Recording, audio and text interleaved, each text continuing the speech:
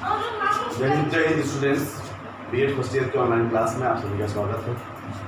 आज हम लोग सोशल साइंस विषय के अंतर्गत टीचिंग एड के बारे में अध्ययन कर रहे थे, जिसमें हमने बताया था audio visual aid, non verbal aid, verbal aid. Non verbal में मैंने प्रश्न कौशल, प्रश्न, उदाहरण, कहानियाँ, इस सारी चीज़ों का व्याख्या किया था।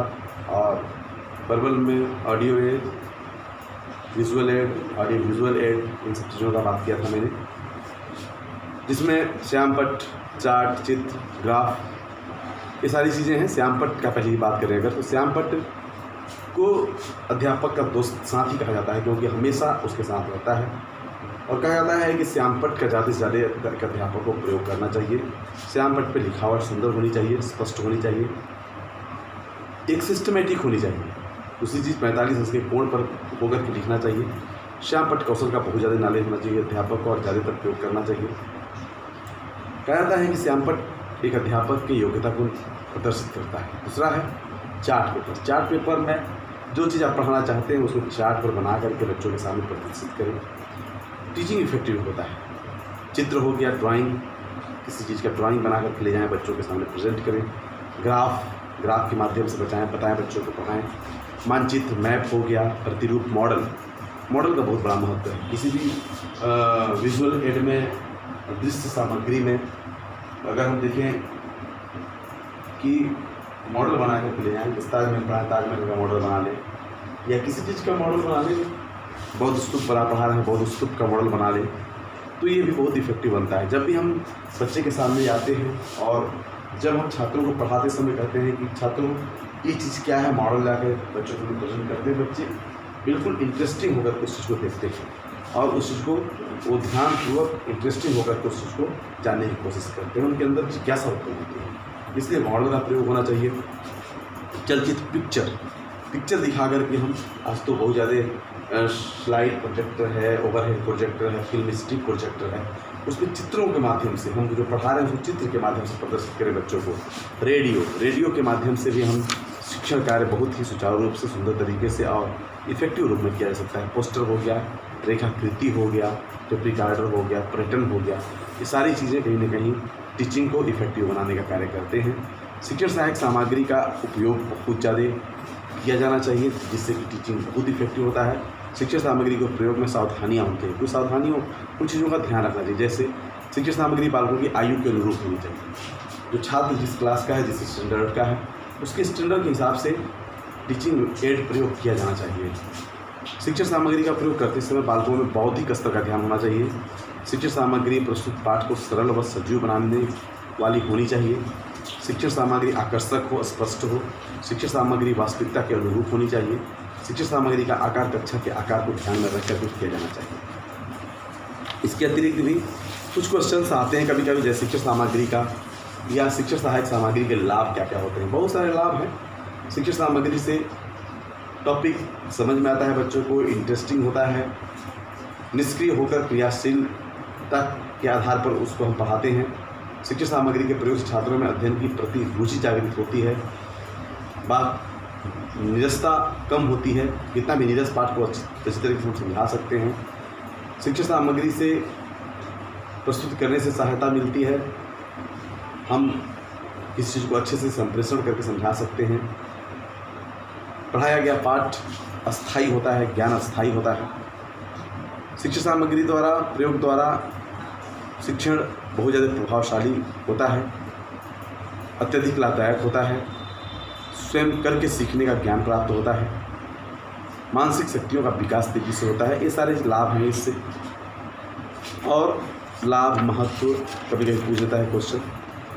जो क्वेश्चन बनते हैं उसमें शिक्षक सामग्री से आप क्या समझते हैं, शिक्षण सामग्री के प्रकार का वर्णन कीजिए, इस तरह क्वेश्चन बनते हैं। अगला टॉपिक है जो शॉर्ट में ये बताएंगे, क्योंकि इजी टॉपिक है, इसको आप लोग अपने सब्जेक्ट में अलग अलग पढ़िएगा। Teaching of text book. Text book का क्या महत्व है, टेक्स्ट बुक कहते किसे हैं। टेक्स्ट बुक के बारे में अगर हम बात करें तो विषय के टेक्स्ट बुक होने चाहिए, नहीं होने चाहिए, इस संबंध में विद्वानों काफ़ी मतभेद है, विद्वानों का कहना है टेक्स्ट बुक होने चाहिए। कुछ विद्वानों का कहना है टेक्स्ट बुक नहीं होने चाहिए। ज़्यादातर का ही मानना है कि टेक्स्ट बुक होने चाहिए, क्योंकि किसी भी चीज़ को पढ़ाते समय, किसी भी चीज़ को अध्ययन में हम सुचारू रूप से और सिस्टमेटिक रूप से तरीका हो सकते हैं।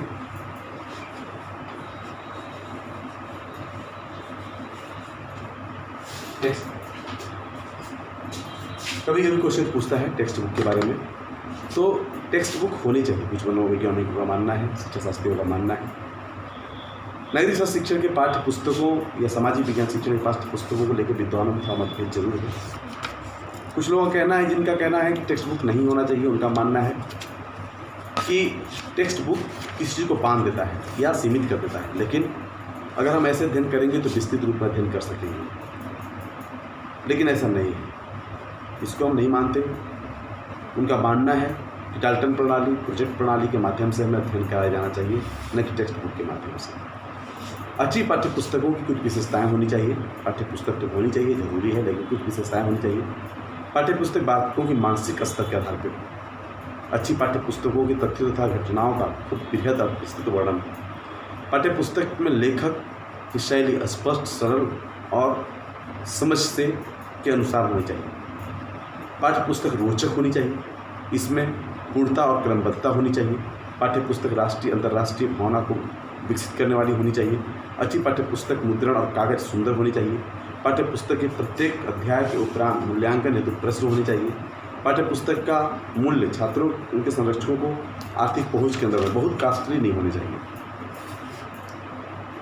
पाठ्य पुस्तकों का चयन अच्छे से करना चाहिए अध्यापक को। पाठ्य पुस्तक छात्रों के शैक्षिक स्तर के अनुरूप ध्यान में रख करके ही उसको चयन करना चाहिए। पाठ्य पुस्तकों के संबंधित जो प्रश्न आते हैं एग्जाम में, उसको हम थोड़ा चर्चा करें अगर, तो नागरिक शास्त्र या सामाजिक विज्ञान शिक्षण के पाठ्य पुस्तकों का स्थान या महत्व क्या है, उसकी विवेचना कीजिए। सामाजिक विज्ञान की अच्छी पाठ्य पुस्तकों की क्या विशेषताएं होनी चाहिए, जो भी बताया मैंने। इस तरह के क्वेश्चन बनते हैं एग्जाम में। अब हम नेक्स्ट टॉपिक जो देखेंगे आपका, वह होगा मॉडर्न टीचर। लेकिन मॉडर्न टीचर के बारे में अध्ययन हम नहीं करेंगे, क्योंकि मॉडर्न टीचर के बारे में हम लोगों ने देखा हुआ है। ज़्यादातर कैरेक्टरिस्टिक्स, ज़्यादातर गुण, ज़्यादातर इंपॉर्टेंस वही है जो कि मैंने लर्निंग एंड टीचिंग में एक गुड टीचर के बारे में बताया था मैंने। इसलिए इसका हम अध्ययन नहीं करेंगे, ये इसमें भी आ सकता है आपका, और इसको हमने आपको पढ़ाया हुआ है, इसलिए इसका अध्ययन हम नहीं करेंगे। और अगला हम जो टॉपिक देखेंगे वो बता देता हूँ मैं। नेक्स्ट टाइम जो देखेंगे उसमें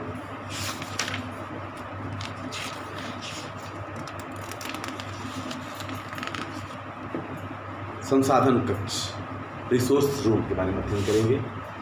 सोशल साइंस का रिसोर्स रूम कैसा होना चाहिए, इसके बारे में करेंगे।